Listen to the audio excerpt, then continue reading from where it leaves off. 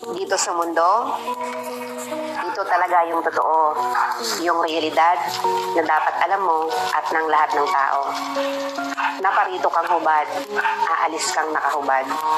Dumating kang nangihina, lilisan kang mahina. Iniluwal kang walang salapi at mga bagay. Maglalaho kang walang salapi at mga bagay. Ang una mong paligo, may naghugas sa iyo. Ang huli mong paligo, may maghuhugas sa iyo. Ito ang buhay. Kaya bakit labis ang malisya, ang inggit, ang pagkamuhi, ang galit at pagkamakasarili. Maging mabait sa lahat at gumawa ng kabutihan.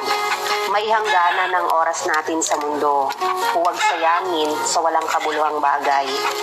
Manalangin at higit sa lahat, huwag na huwag nating sasambahin ng pera. Dahil kahit anong dami ng pera mo o ng ari-ari,